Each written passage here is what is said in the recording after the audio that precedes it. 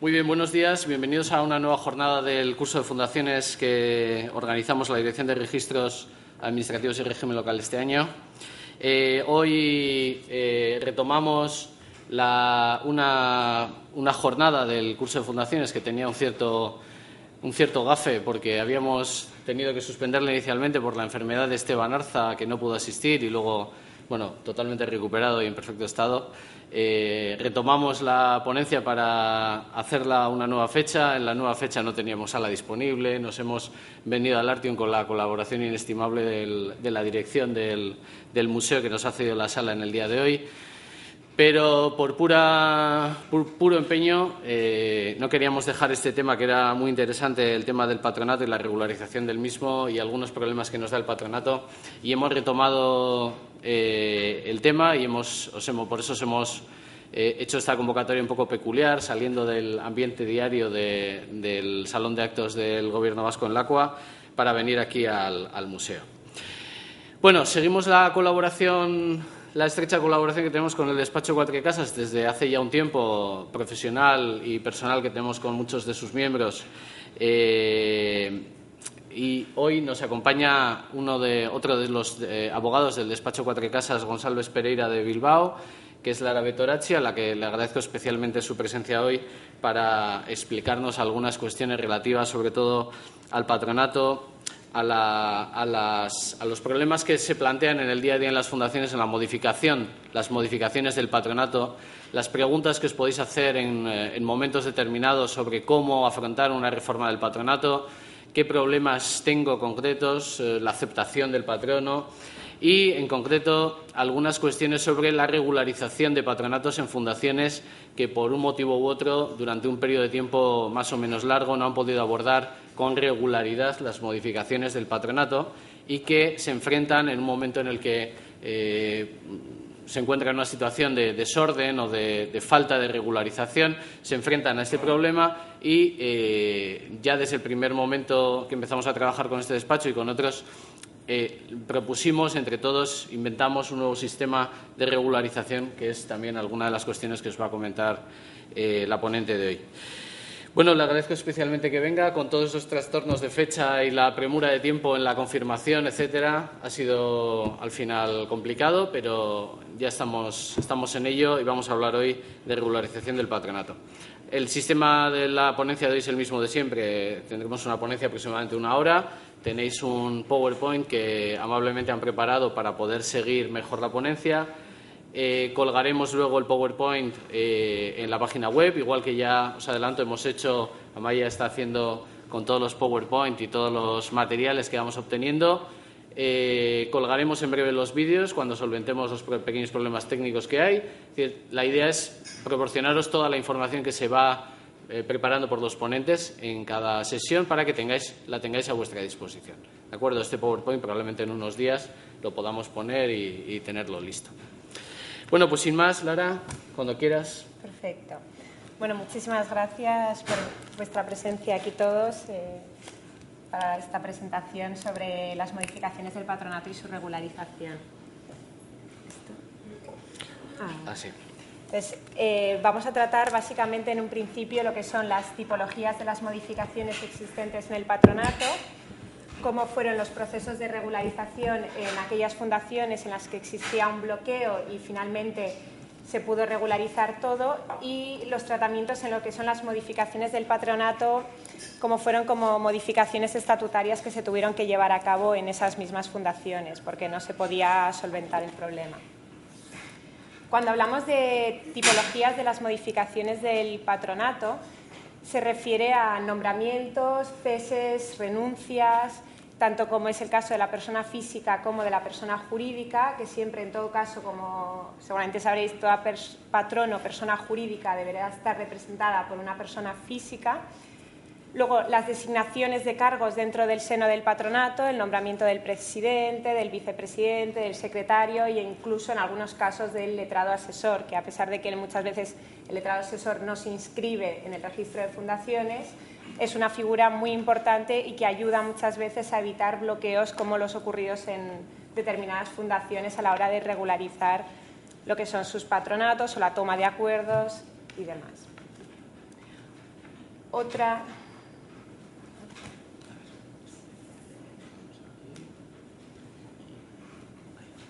Otro tipo de modificaciones dentro del patronato son las delegaciones de facultades y el otorgamiento de apoderamientos y la creación de lo que son comités delegados, comités ejecutivos. Y luego otras que son menos frecuentes, como pueden ser modificaciones estructurales de la persona jurídica que es patrono dentro de una fundación, como pueden ser fusiones, escisiones, transformaciones. Entonces, ¿qué es lo que ocurre cuando ocurre una modificación estructural de este patrono y no se comunica al registro y luego hay una diferencia entre lo que es la realidad dentro del patronato y la realidad registral?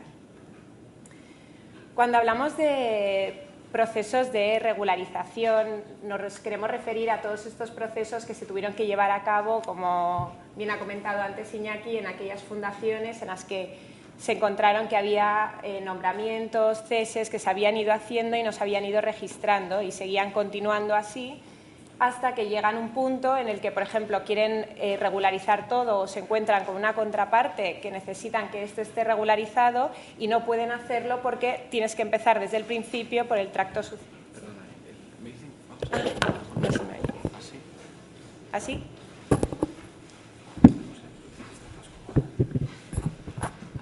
¿Así? Perfecto. Bueno, como decía, cuando hablamos de proceso de regularización es tratar de poner conforme a derecho pues, todo lo que ocurre dentro de una fundación desde que vas haciendo, porque teniendo en cuenta que el patronato es el órgano más importante que hay dentro de las fundaciones, puesto que no existe esta dualidad de órganos como puede existir en una sociedad mercantil normal, en el que tenemos la Junta General y el órgano de administración, que es quien ejecuta las decisiones que adopta la Junta General. Aquí nos encontramos que el patronato es el que realiza todas las actividades, el fin fundacional, y entonces de ahí la importancia que todo esto esté bien regularizado.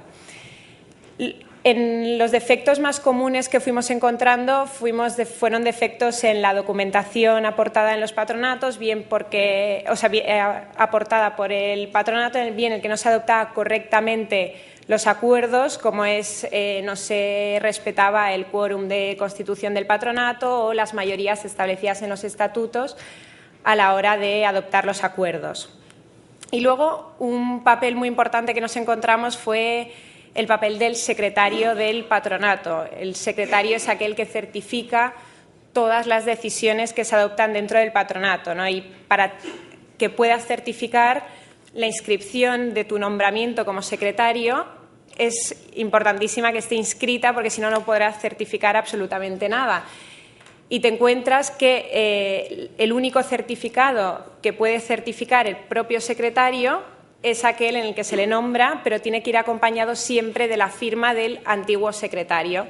Y en mucha de la documentación nos encontrábamos que igual ese secretario bien había fallecido, bien había salido de distintas maneras del patronato de la fundación y no era muy sencillo poder obtener su firma. Entonces, muchas de las regularizaciones se hicieron también vía notificación y esperando 15 días para poder inscribirlo en el registro de fundaciones. Lo que es el nombramiento, cese y renuncia de patronos, pues el nombramiento es cuando se constituye una fundación, lo primero que hace la voluntad del fundador es constituir cuál va a ser el patronato de esta fundación y quiénes van a ser los que van a regir la fundación, van a llevar a cabo los fines fundacionales. Entonces, cuando se establece el patronato, se establece pues, cómo se va a constituir, los quórums para la toma de decisiones, cómo se van a adoptar estas decisiones y también se establece cómo se van a ir sustituyendo estos patronos a lo largo de la vida de la fundación. Entonces, respecto a la competencia, para el nombramiento cese de patronos ocurre lo mismo, es lo que os he comentado antes, que es el propio patronato quien determina el nombramiento de cada uno de estos patronos. Entonces, respecto a lo que es ya los representantes personas jurídicas, aquellos patronos personas jurídicas deberán estar siempre representados por una persona física y siempre tiene que haber la aceptación de esta persona física como representante de este patrono.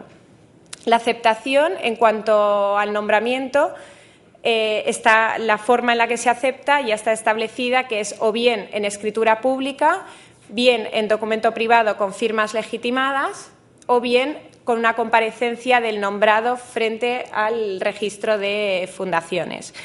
Cierto es que el anteproyecto de modificación del artículo 12 de la Ley de Fundaciones están empezando a establecer, lanzaron la idea de poder aceptar el nombramiento como patrono frente al patronato y luego ser el patronato el que lo certifique y lo presente frente al registro de fundaciones para su inscripción.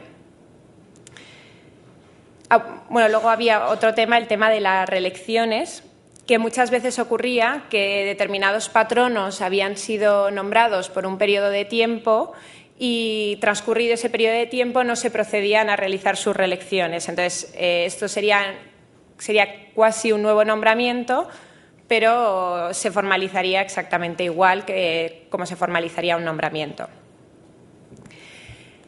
Por otro lado, me parecía interesante, os voy a hablar de un componente internacional en lo que son los nombramientos de patronos, sobre todo porque en la última década nos encontramos que las fundaciones empiezan a hacer operaciones transnacionales y nos encontramos que muchas veces hay patronos que son extranjeros.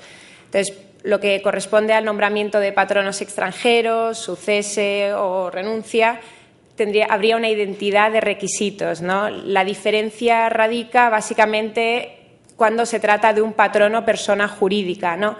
El patrono persona jurídica debe de nombrar a su vez lo que es su representante persona física. Entonces, el documento que tienes que traer, que proviene del extranjero, deberá ir siempre acompañado de lo que es la apostilla de la Haya, que no sé si conocéis, pero son una serie de países que firmaron el convenio de la Haya y se le da validez legal a todo documento público que viene de otro país, sin necesidad de proceder por la regularización por los cónsuls o diplomáticos. Estos problemas con la documentación ocurría también en el tema de modificaciones estructurales que podía llegar a sufrir lo que es el patrono persona jurídica, como puede ocurrir que en su país se fusionase, se escindiese y entonces ¿quién es el que queda como patrono? Entonces, muchas veces se suele salvar esto en estatutos o en modificaciones estableciendo que será patrono tanto este o la entidad que lo sustituya. Respecto al funcionamiento del patronato, cuando una vez nombrado todo el patronato tiene que constar siempre de un presidente, de un secretario, se pueden nombrar incluso vicepresidentes, vicesecretarios. Y en lo que es este reparto nos encontramos que el presidente tendría siempre la función de dirigir lo que son todas las reuniones del patronato, los acuerdos y tiene en ocasiones el voto de calidad en caso de que se llegue a un acuerdo y resulta que puede ocurrir un bloqueo dentro del patronato porque la mitad, se decide y hay una igualdad, pues el presidente podría tomar la decisión y desbloquear el patronato. La aceptación tanto del presidente como del secretario y demás es igual que la aceptación, no implica que tú hayas aceptado ser patrono el aceptar ser presidente o secretario dentro del patronato de una fundación. Entonces, se seguiría exactamente la misma forma que se sigue para el nombramiento, por medio de bien escritura pública, bien documento privado con firmas legitimadas o bien con una comparecencia del propio nombrado ante el registro de fundaciones. Ocurre lo mismo cuando el titular del cargo, es patrono, un miembro de un cargo público o privado. En ese caso también, en ocasiones, nos encontramos que hay estatutos que establecen que la voluntad del fundador era que se nombrase como patrono al decano de un determinado colegio o al alcalde de una determinada ciudad. Entonces, claro, esto, al ser un cargo público o incluso un cargo privado, el director general de una determinada empresa, cada vez que se producía el cambio, muchas veces había fundaciones que entendían que no hacía falta comunicar nada al registro, pero realmente en este cargo público siempre hay una persona física detrás. Entonces, el registro también tiene que tener conocimiento de quién es la persona en cada caso.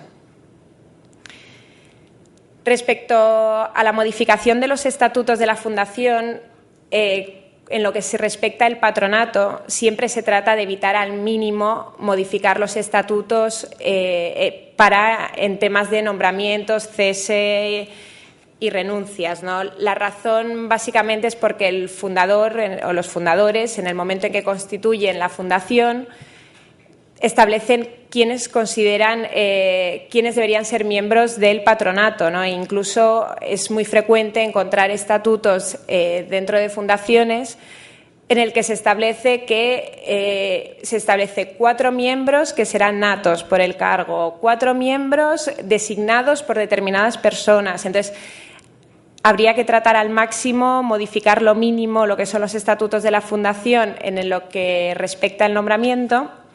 De ahí que en estas modificaciones de estatutos hay que motivarlas muy bien, puesto que el protectorado podría entrar a entender que se podría estar modificando la voluntad de los fundadores. Entonces, todo esto hay que hacerlo siempre cuando se detecta un error para evitar cualquier tipo de paralización dentro del funcionamiento del patronato de la fundación. Pararme, si voy muy rápido o algo, pararme si tenéis alguna duda o algo, sin ningún problema.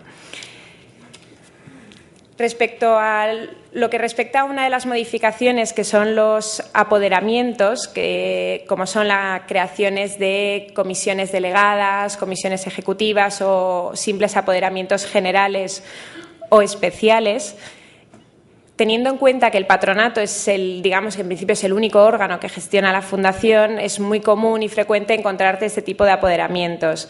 Pero este tipo de apoderamientos siempre hay que hacerlos respetando la ley, porque hay determinados puntos que no se pueden delegar, como pueden ser la aprobación de las cuentas anuales, la elaboración del presupuesto de la fundación. Y la comisión de estas, y la creación de estas comisiones ejecutivas o delegadas siempre se tienen que constituir por escritura pública, inscribirse y determinar correctamente quiénes son los miembros, cómo van a ser designados estos miembros, cómo van a adoptar las decisiones y especialmente cuáles van a ser las facultades que se les van a delegar. Entonces, y muy importante es proceder a la inscripción de las mismas, porque ahí tiene que haber una cierta publicidad de qué organismos deciden cada cosa en cada momento. Respecto a lo que son apoderamientos especiales o apoderamientos generales, hay que saber que si se hace un apoderamiento especial para un acto concreto no se debe de inscribir en ningún lado y en principio no tiene que dar ningún problema a la persona a la que se le faculta para poder llevar a cabo esa actuación, mientras que en un apoderamiento general es requisito inscribirlo en el registro de fundaciones, aunque, como siempre ocurre en los apoderamientos, depende de la persona con la que estés negociando enfrente pues lo que te pueda solicitar. Entonces, muchas de las fundaciones, lo que fue ocurriendo a lo largo de los últimos años es que no habían ido regulando nada con el registro de fundaciones y se encontraban que podían ir apoderando a gente y podían seguir transaccionando sin ningún tipo de problema, hasta que se encontraron con el tema de bancos y demás que te exigían que realmente tuvieses inscrito el apoderamiento. Entonces, cuando ellos intentaban ir al registro de fundaciones a inscribir el apoderamiento, había una diferencia entre lo que existía en el registro y lo que era en realidad el gobierno del patronato, que se tuvo que regularizar todo desde el inicio para volver a inscribir lo que era la actualidad los patronatos y poder delegar todas estas facultades a esta persona a la que se le quería inscribir el poder. Luego, las modificaciones en la personalidad de los patronos, que estos son las modificaciones que puedan existir en lo que es la denominación social o el domicilio social.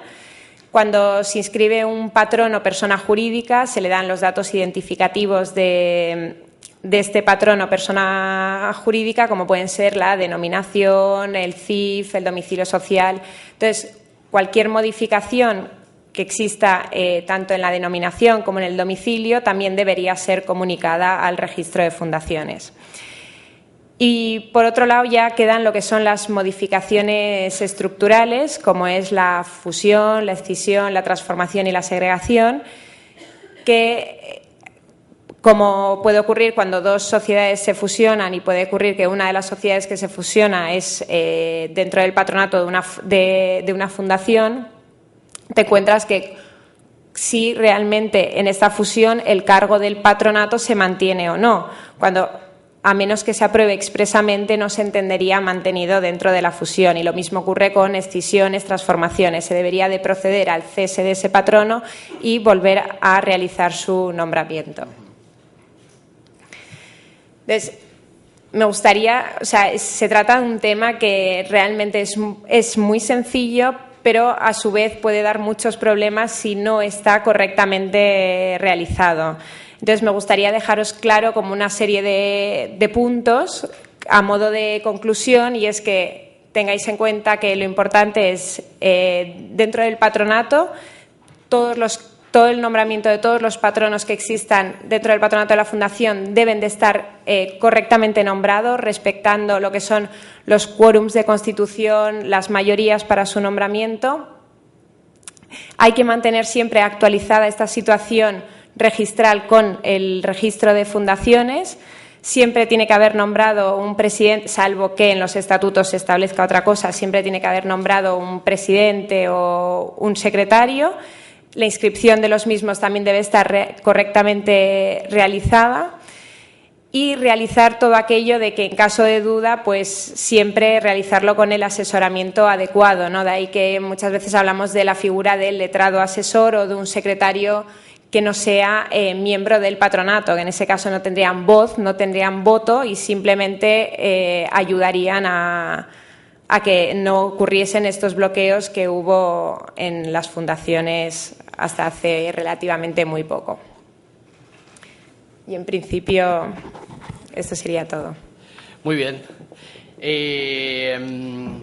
La cuestión es que en materia de patronatos hemos tenido también otras intervenciones en las que probablemente también, por ejemplo, la aceptación, de la que tratamos, Esteban fue el que nos hizo la ponencia. Hay muchos temas que se entrecruzan en el curso. Las modificaciones estatutarias, ha hablado Lara cómo a través de una modificación estatutaria se produce una modificación de la estructura del patronato, lo cual conlleva una modificación del patronato en sí misma. Es decir, que vemos cómo hay distintas cuestiones que vamos tratando en distintos momentos del curso y que se entrecruzan.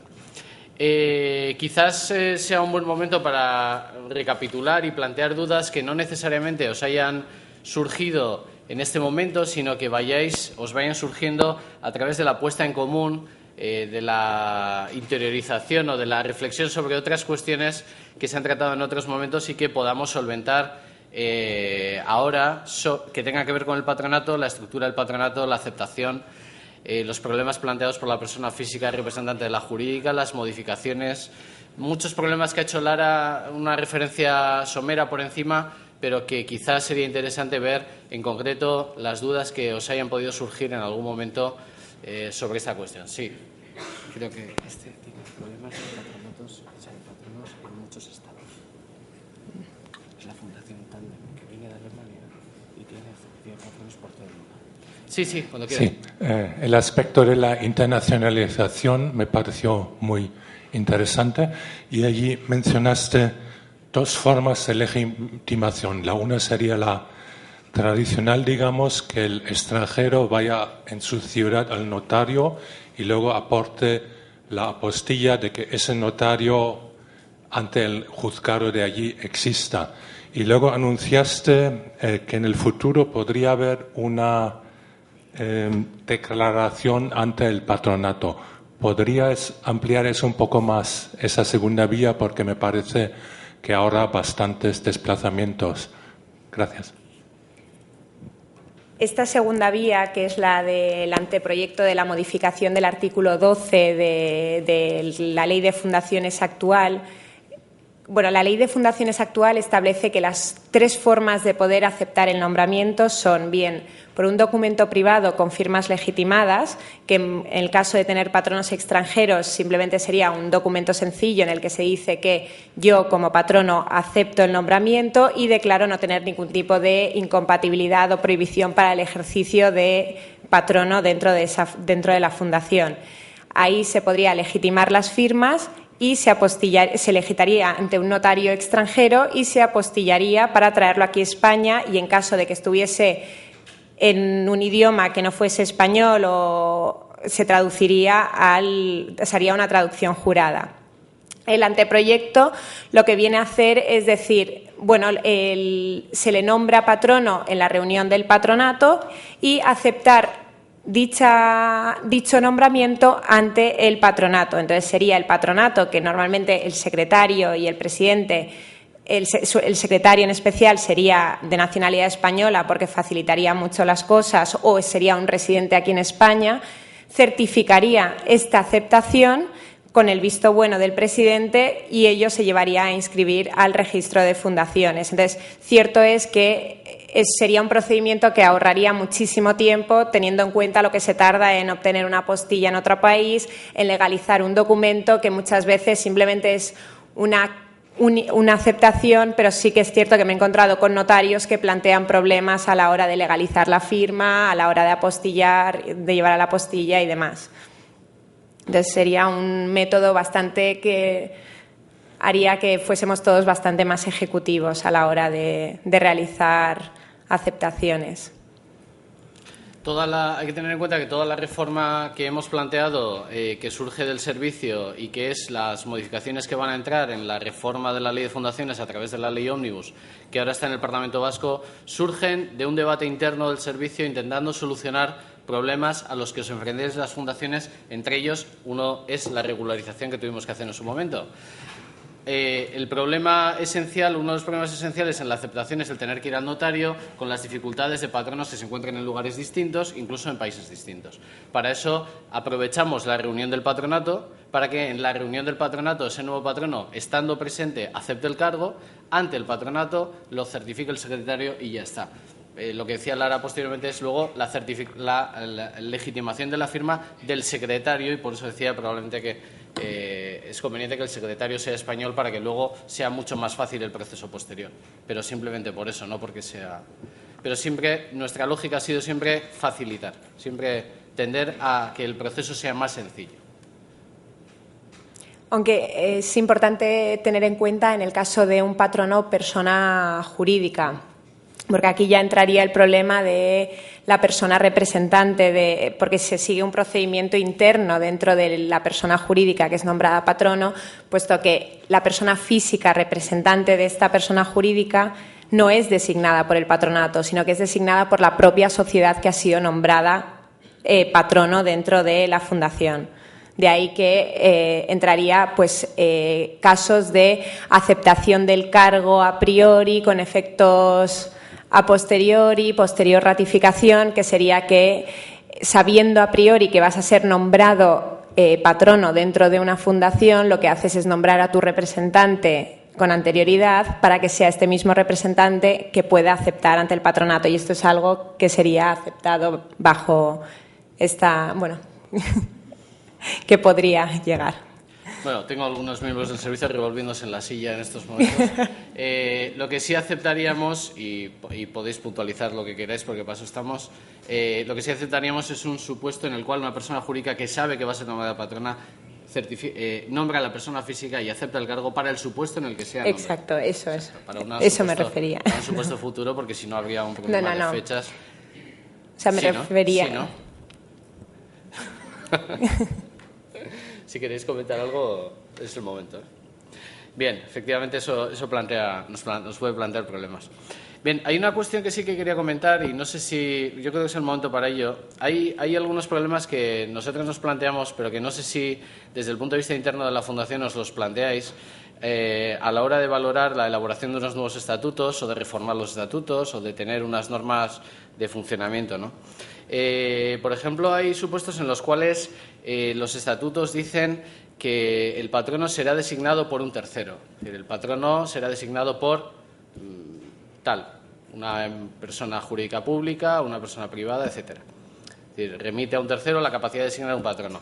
No necesariamente representante de la persona física o de la persona jurídica privada o pública, sino elige. Es decir, Iberdrola designará. Iberdrola decide nombrar a alguien, a quien sea. ¿Os habéis planteado estos supuestos? ¿Tenéis en vuestros estatutos algún supuesto de este estilo?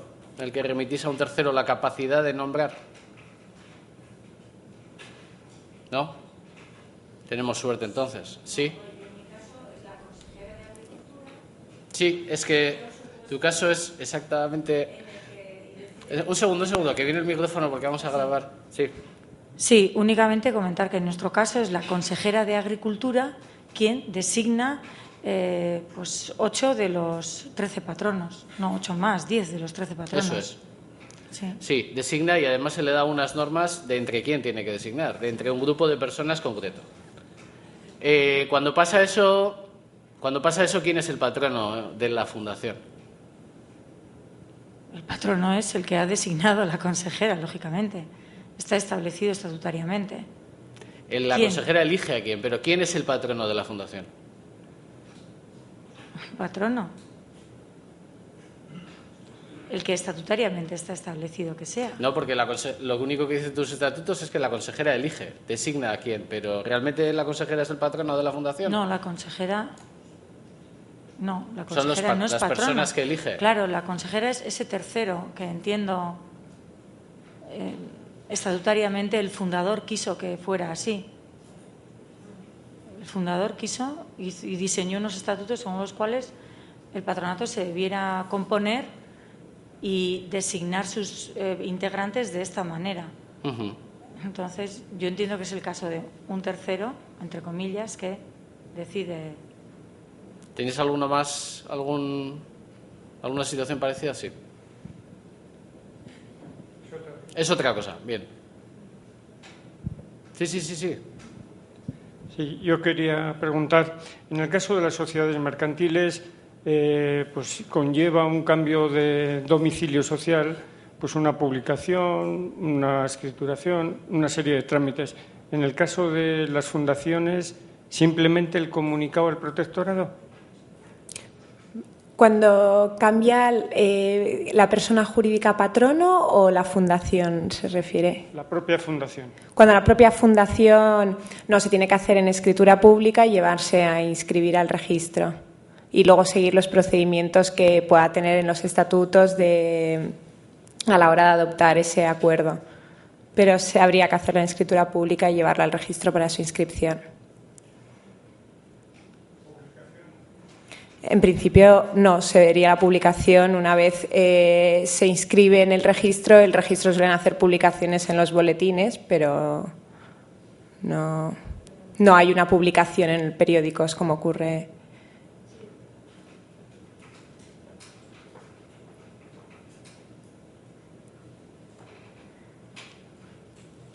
Lo que se hace es publicar. No.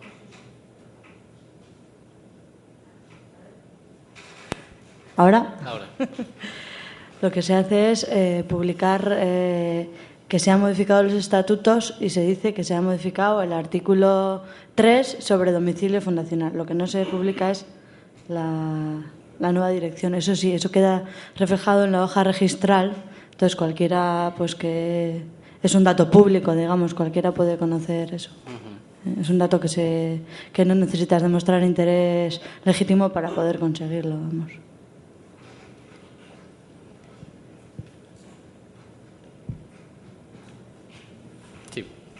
Hola, buenos días. Un par de cositas. Ha comentado Lara que las comisiones ejecutivas también se deben de inscribir. Sí. Yo, por ejemplo, tenemos una y no la hemos registrado. Entonces, tengo que hacer los deberes para atrás, ¿no? Sí, se deberían, porque lo que se viene a hacer es delegar una serie de funciones a la comisión ejecutiva para que ellos lleven a... Mira, más que nada lo que se hace es una vez al mes y bueno, está el presidente, 2 patronos y la persona que tiene los poderes, el apoderamiento. Entonces digamos que es una forma de tener, en vez de pues, el patronato que se hace 2 veces al año, pues una vez al mes que estén al día de las gestiones. Pero realmente la persona que tiene los poderes es la que hace. O sea, simplemente digamos que da explicaciones de lo que ha ocurrido durante ese mes. Entonces, ¿sería también para registrar o no? Bueno, aquí... No. Aquí dejo al registro que...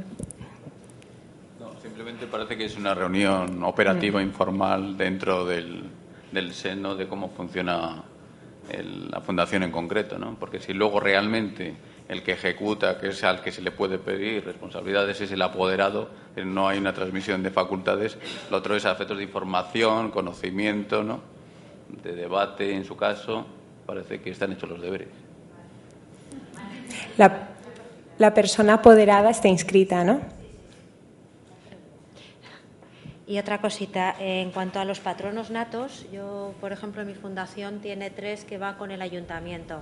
Entonces ahora pues vamos a tener cambios. Yo me acuerdo que hace 4 años tuvimos algún problema por el documento que nos había mandado el ayuntamiento.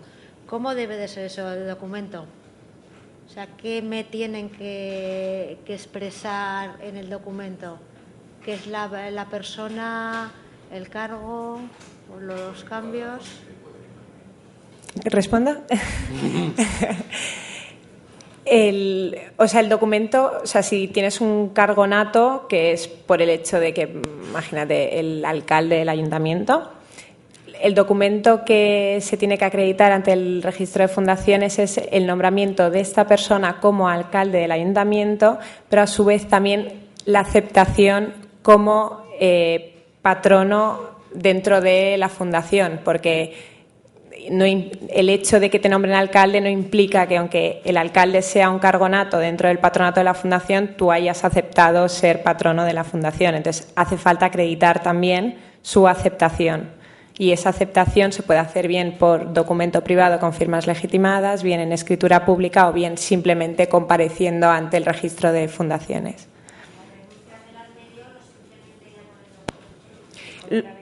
La renuncia se formaliza también exactamente igual. Y también se tiene que... En el caso de los cargos...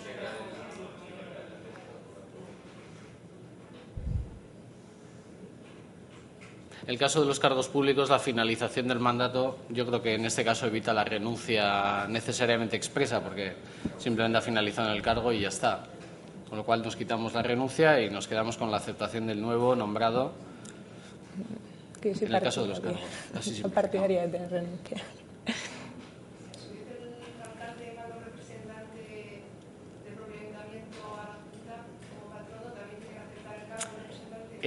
Lo que hay que analizar es qué es. Sí. ¿Qué es exactamente? Lo digo por puntualizar la pregunta. ¿Es una especie de suplente que manda o es que el alcalde delega la representación? El alcalde delega en otra persona, del propio ayuntamiento.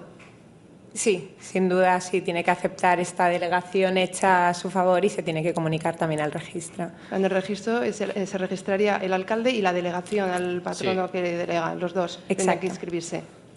El problema que nos encontramos en el registro son situaciones en las que el patrono es el alcalde o el diputado general o el endacari y delega en otra persona la actividad normal como patrono, pero sin embargo hay un momento concreto, porque hay un acto concreto, hay un patronato concreto en el que decide ir. Y entonces es cuando nos preguntamos si la delegación es permanente, el delegante puede recuperar esa delegación esporádicamente y sin ningún preaviso y acudir, y entonces el delegado no va, o va con el delegado, o el delegado tiene que dar su visto bueno al delegante diciéndole sí, estoy de acuerdo en que recuperes o no. Es decir, todo ese proceso Nos ha llevado recientemente, y Amaya creo que lo puedo explicar porque hemos tratado este tema, o Alfredo, nos plantea bastantes preguntas. Si queréis... Sí, bueno, es que realmente dentro de un ayuntamiento hacen claro que la comisión, bueno, en el caso entonces de asuntos sociales, entonces al concejal de asuntos sociales es el que iría a la Junta del Patronato, o sea, iría como patrono. Aunque en estatutos es el alcalde quien tendría que ser el patrono. Pasa que él lo delega en el concejal de en este caso de asuntos sociales. Como ha dicho Lara, está perfectamente legitimado a delegar. Lo que debería es ir siempre la misma persona para evitar los problemas derivados de esto que os comento de que pues una vez va y otra vez no, y entonces... Sí. Digo que es la única excepción legal que existe de delegación de persona física también. Es la derivada de la política. Justo.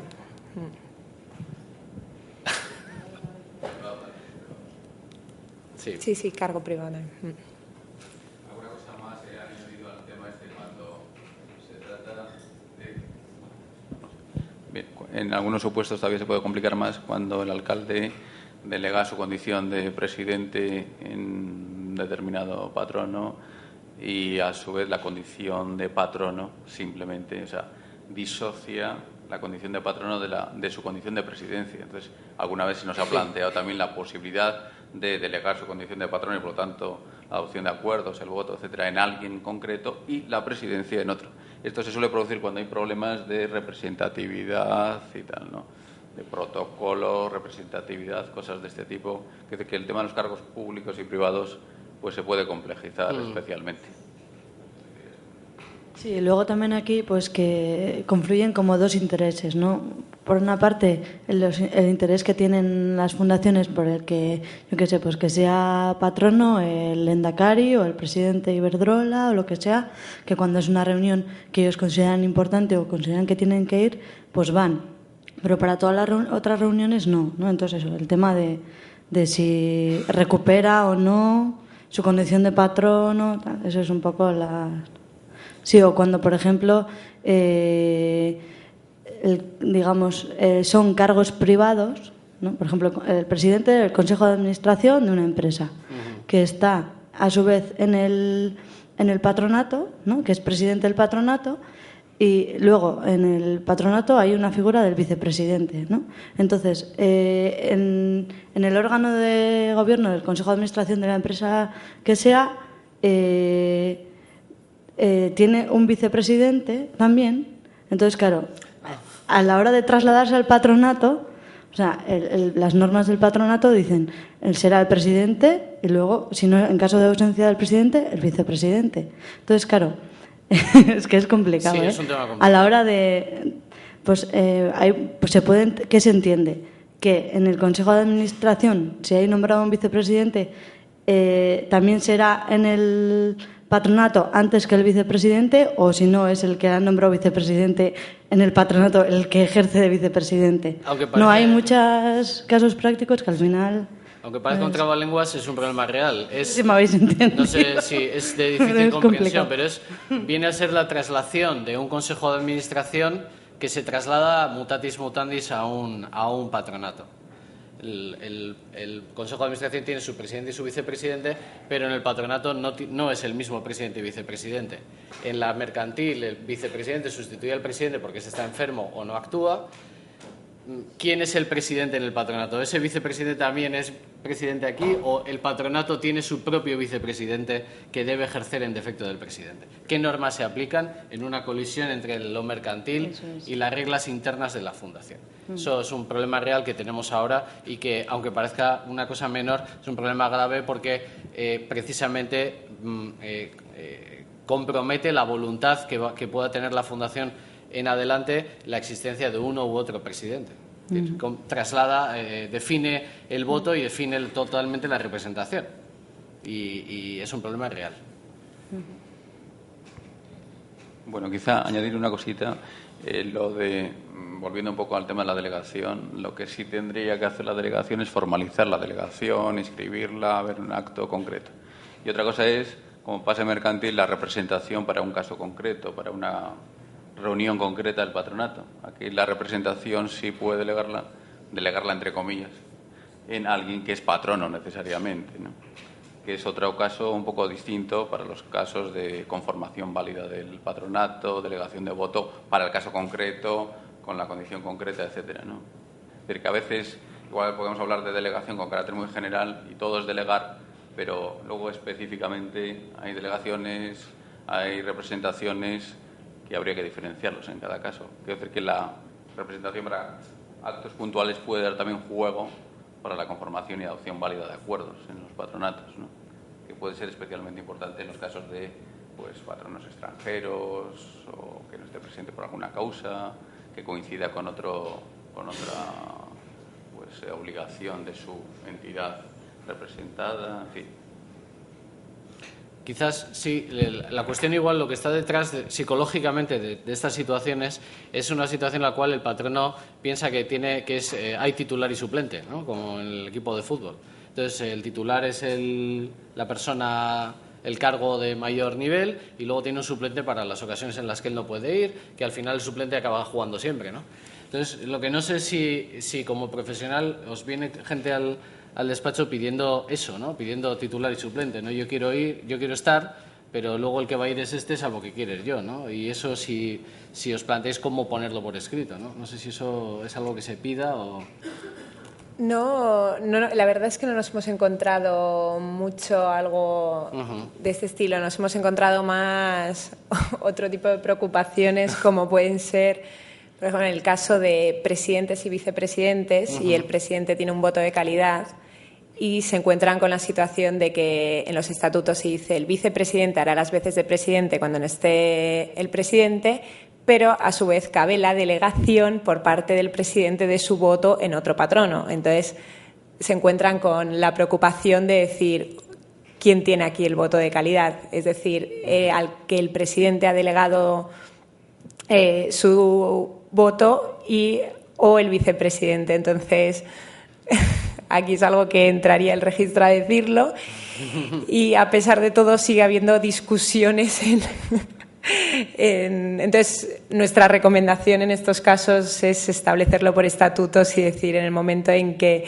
el presidente delegue su voto, si quiere delegárselo a otro patrono, porque cierto es que dentro de los patronatos, como todos somos humanos, no todo el mundo se tiene que llevar perfectamente. Entonces decimos, bueno, pues a quien se lo delegue, si quiere, porque entendemos que esto, corregirme si no es así, pero que el voto del presidente, al ser un voto personalísimo y el nombramiento es personalísimo, creemos que se debería mantener a la persona a la que se delegaría y no al vicepresidente que haría las veces.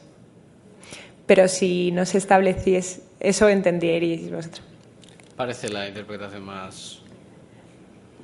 Pero claro está que es interpretación al final y... Una cosa es que no todos tengamos que estar de acuerdo, pero 50-50 precisamente, ¿no? Sí, es que es una situación de lo más puntual y nos ocurrió en una ocasión y decíamos... Y desde entonces decimos hay que preverlo en estatutos. Sí.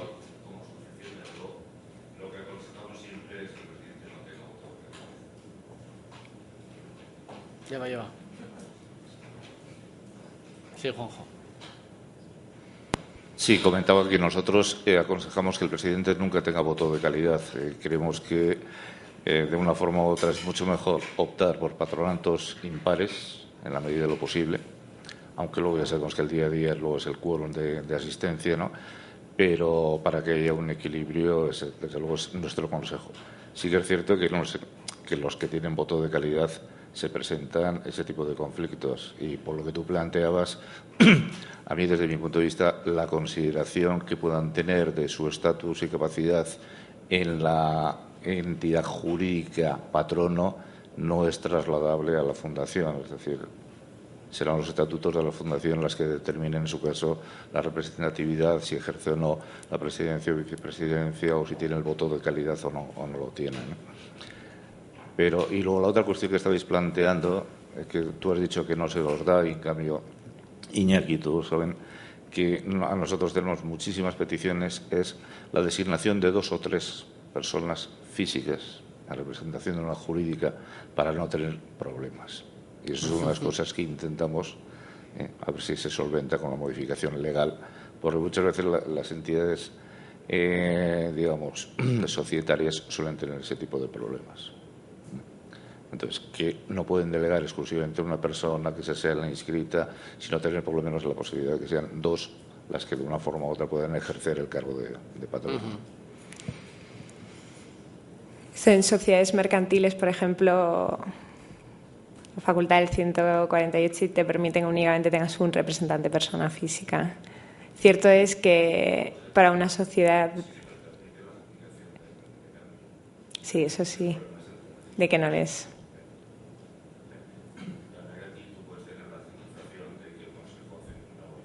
Justo. Se hace.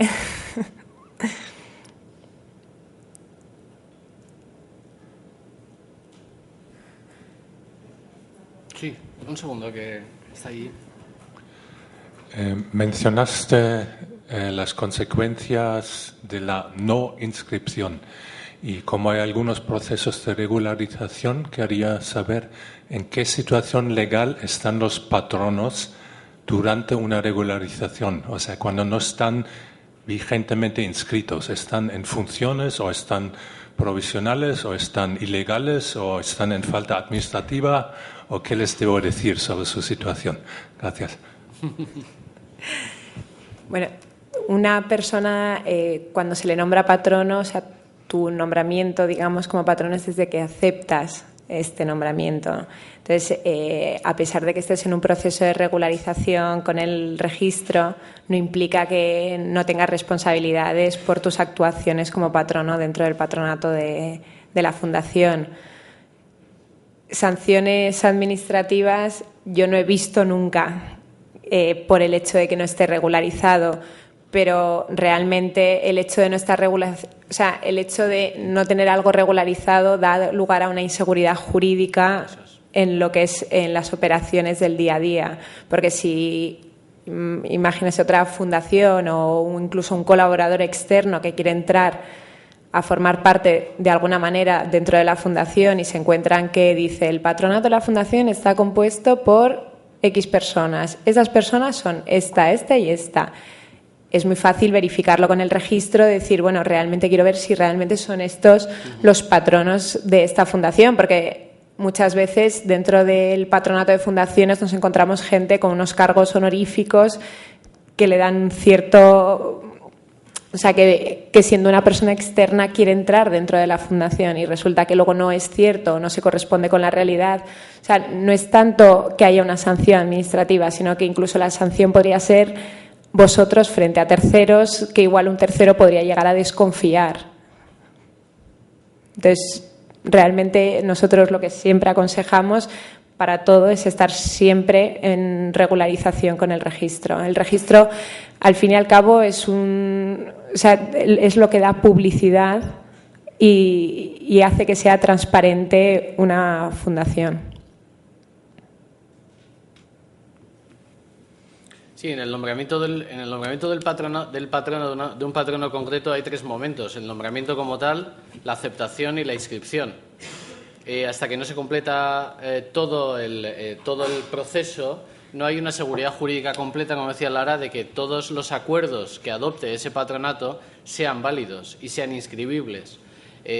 Lo que puede pasar es que un patronato no inscrito adopte un acuerdo de apoderar o de modificar estatutos o de otra cosa, y al ir a inscribirlo, ese sí necesariamente inscribible, entonces se dé cuenta de que no se puede inscribir porque el patronato no está regularizado, con lo cual paraliza todo el proceso posterior. Este problema es parte de lo que nos encontramos al principio. Si no hay inscrito un patrono, todos los acuerdos posteriores van siendo no inscribibles porque el patronato que lo adopta no es el patronato inscrito. Entonces provoca una inseguridad en cadena de todo lo que pasa después. Y entonces hay que abordar el problema desde el principio y regularizar todo el tiempo, que es un poco de lo que hablaba Lara en su intervención. No es que sea ilegal, pero simplemente los acuerdos de ese patronato no son inscribibles. Eso es lo que se plantea. Sobre todo el tema de cuando te encuentras que tienes realmente urgencia en tener algo inscrito y tienes que regularizar todo, es que se te puede retrasar todo muchísimo tiempo. y realmente cuando hay esa urgencia hay nerviosismo, entonces todo el mundo es como tengo que firmar esto, pero la otra parte no me lo acepta porque no está inscrito, porque no tiene la seguridad de que realmente esto es así. Entonces es como una cadena que de ahí que siempre lo mejor es tener todo con el registro inscrito. Voy a una pregunta aquí delante.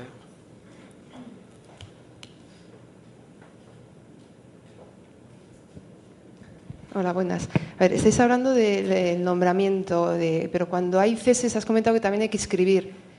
En el caso de que uno de los patronos ha fallecido, o sea, fallece, ¿hace falta el certificado de función a la hora de inscribirlo o cómo?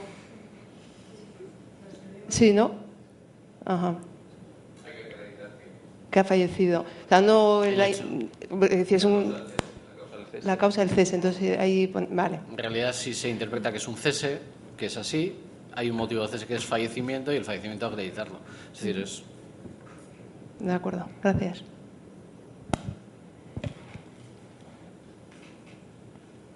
Otro problema, otra cuestión ahora y en relación con lo que decías, la finalización del periodo por el cual eres patrono. Hay unas cuestiones que nos plantean mucho problema, que son los periodos de mandato de los patronos anuales, semestrales, bianuales. Esto como recomendación, nosotros lo que solemos es pedir a las fundaciones, aunque plantea luego otros problemas secundarios, es pedir que los nombramientos sean indefinidos. Es mucho más sencillo respetar un nombramiento indefinido que no me exige una renovación expresa, porque tiene que ser expresa a la finalización del periodo de mandato.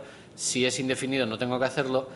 Hay muchas fundaciones que nacen con una vocación de periodos de mandato corto, pues porque hay que conjugar diversas tendencias, influencias, etcétera, o grupos.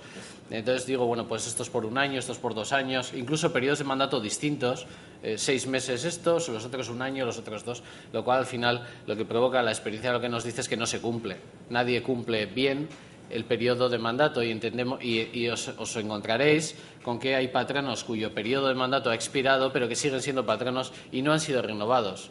El acuerdo que adopte ese patronato con patronos cuyo mandato ha expirado no es válido, lo cual provoca que si quiero respetar todas las renovaciones tengo que estar realmente muy concentrado en el periodo de cada uno y en el control jurídico del patronato.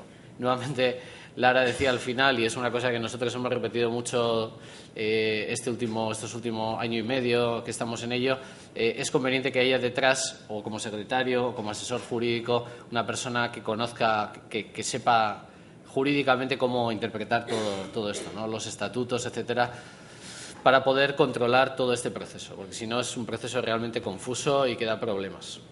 Sí, y sobre todo, perdona, pero el tema de cuando se adoptan los acuerdos y no se respeta ni quórums de constitución ni mayorías a la hora de adoptar los acuerdos, y cuando te encuentras con bloqueos de este tipo e intentas regularizar toda la situación dentro del patronato, te encuentras que hay acuerdos que fueron tomados por patronos que no fueron inscritos, que ya ni siquiera están dentro del patronato y que encima esos acuerdos ni siquiera eran válidos porque no se habían adoptado con los quórums adecuados, las mayorías adecuadas.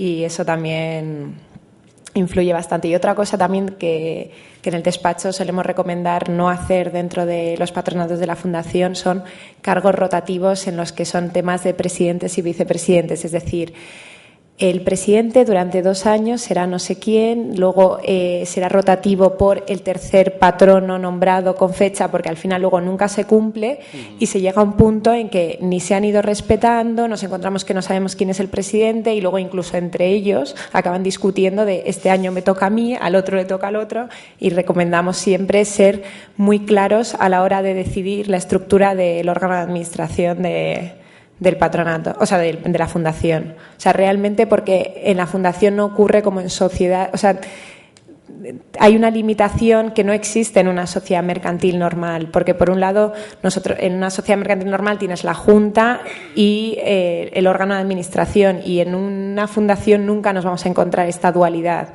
Entonces, el patronato es a sí mismo se nombran, a sí mismo se cesan, algo que no ocurriría, por ejemplo, con el órgano de administración de una sociedad normal. De ahí que es mucho mejor ser muy claros a la hora de establecer todo, de tomar las decisiones y de llevar a cabo los fines fundacionales. Por eso recomendamos. Otro tema también es el tema de las renovaciones parciales, que hay muchas fundaciones que establecen, pues que los patronos tendrán en su cargo una duración de 4 años en su cargo, pero se irán renovando bianualmente, la mitad, tal. Eso también a la hora de, o sea, la mayoría no lo cumple y luego es un follón tener que estar viendo a ver quién hay que renovar, quién no, o sea, es un follón y eso, por ejemplo, también no le vemos mucho sentido, o sea, porque dificulta también todo el tema.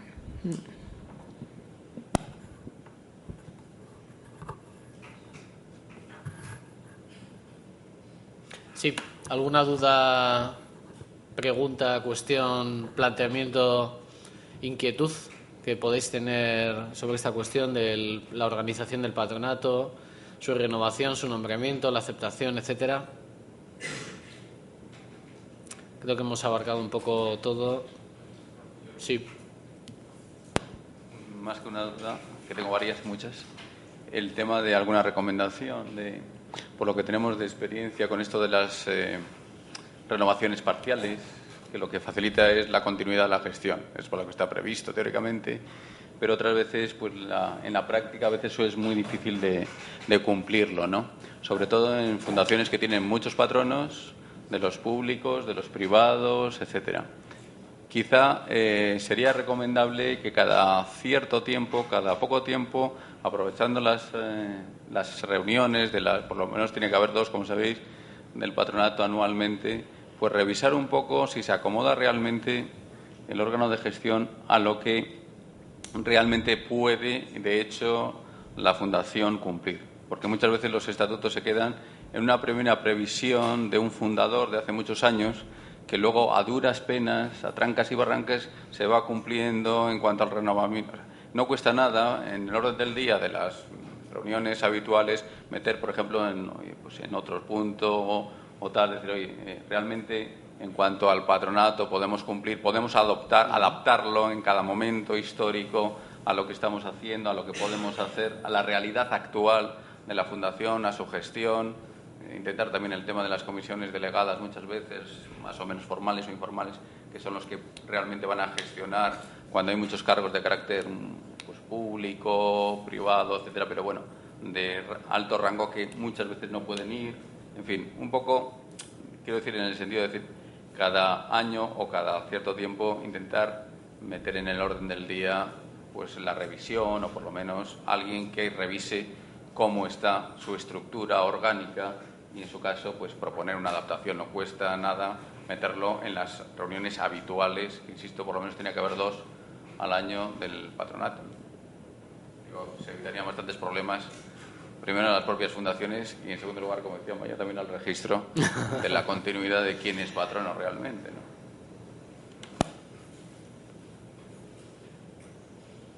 Y luego también,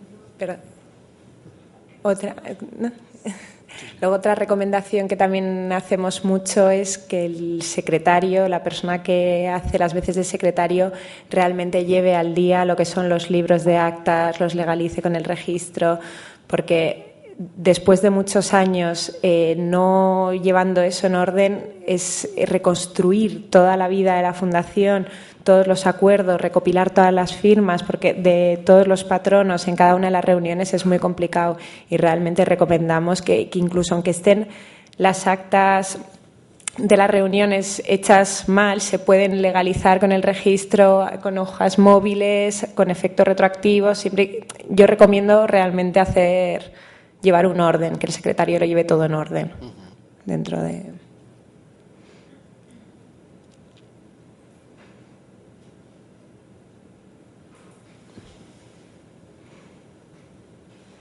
Sí.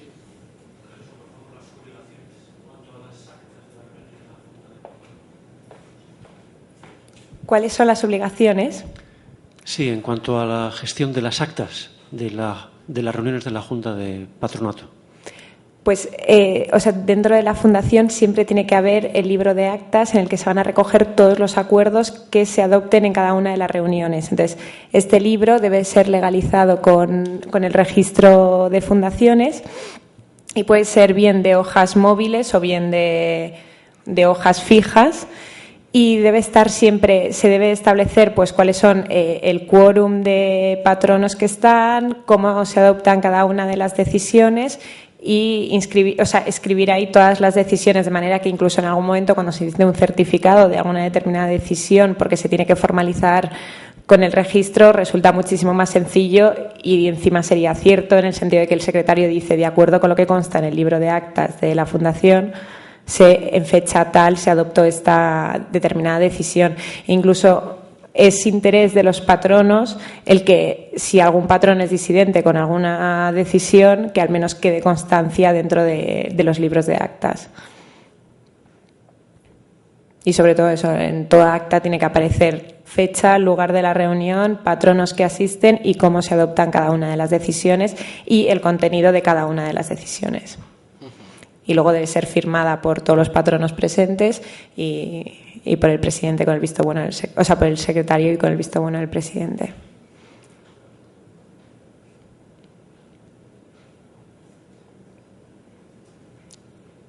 Sí. Al final hay que cumplir en el artículo 34 del decreto del registro de fundaciones establece los requisitos que tiene que tener una certificación de un acuerdo. Entonces, al final, si tenemos que extractar de un acta todos esos puntos, también, por ejemplo, la convocatoria, ¿no? Cómo se ha hecho la convocatoria, etcétera. Entonces, pues, que cumpla mínimamente con esos estándares. Sí, en los procesos de regularización, como decía Lara se estaba refiriendo un poco a esa situación. En los procesos de regularización, los problemas que nos hemos encontrado es cuando el secretario tenía que certificar hacia atrás en el tiempo eventos que habían pasado y se encontraba con que si el acta no está bien hecha, completa en cuanto a convocatoria, quórum, acuerdos, etcétera, asistentes, todo el proceso completo, luego no puede hacer lo que comenta Maya, el extracto del acta para hacer una certificación concreta de algo que ha pasado, un acuerdo concreto. Sí, es muy importante que el acta esté completa porque al final estamos dejando para el futuro la explicación detallada de todo lo que ha pasado en un acto concreto y aunque en el momento no se valora suficientemente, es algo muy, muy, muy importante. Sí. Sí, yo únicamente comentar que está claro cuál debe ser el contenido esencial del acta, pero el dato de que el acta deba estar firmada por todos los patronos, no sé dónde consta, porque yo hasta ahora nunca he visto, sí que el acta debe estar firmada por el secretario, el presidente, los certificados con sus firmas legitimadas de secretario y presidente, el contenido esencial, pero la firma de todos los patronos en el acta, no sé si es necesario que sea así. Me gustaría que me aclararas esto. Gracias. La firma hay que dejar constancia. Bueno, en principio no necesariamente siempre hay que firmar la lista de asistentes de cada uno de los patronos. ¿Es recomendable? Sí, realmente sí, en caso sobre todo de patronos que son disidentes en una determinada.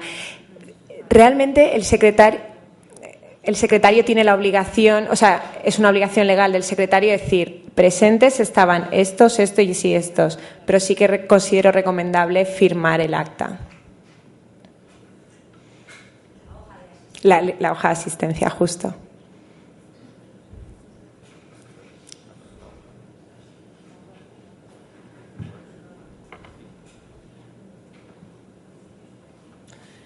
¿Alguna cuestión más?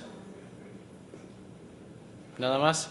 Bueno, yo creo que nos quedamos un poco con la idea que era, es un poco lo que hemos hecho hoy en la sesión, que era la idea que teníamos, hacer un breve repaso al funcionamiento del patronato, acumular la experiencia de las sesiones anteriores y de lo que ya se ha comentado aquí en relación a aceptación, en otras muchas cuestiones que ya estaban tratadas, recopilar y refundir un poco todo lo que teníamos, solventar las dudas y pasar a otras cuestiones que a partir de ahora vamos a tratar en lo que nos queda de curso durante todo este año. Nos quedan 2 sesiones antes del periodo vacacional de descanso. Una sesión el lunes que viene, el 13 de junio, sobre extinción, liquidación y fusión, muy interesante porque nos van a aportar una experiencia personal de un despacho de abogados que ha hecho un proceso de este estilo y nos va a explicar su experiencia personal. Y justo para finalizar, antes del verano, una sesión muy interesante y que os recomiendo a todos aquellos que tengáis componente público, que es una revisión del concepto de fundación del sector público vasco, con espero que ponencias posiciones por lo menos muy interesantes y alguna de ellas igual un poco conflictiva, lo cual será bienvenido, sobre este concepto, ¿no? Bien, pues en lo que nos toca la sesión de hoy, muchas gracias a Lara por hacer un esfuerzo de fusión, a refundición y concreción de los problemas principales que se plantean en estos problemas.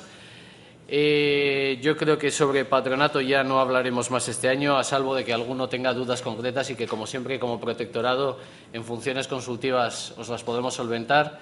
Pero, en principio, en cuanto a órganos de gobierno, dejamos finalizado ya todo el tratamiento en el curso y seguimos con otras cuestiones. Muchas gracias, Lara, por venir, de verdad.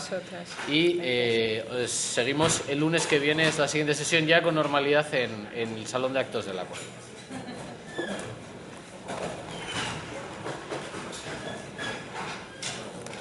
Es que la gente ya ha aprendido, ya sabe.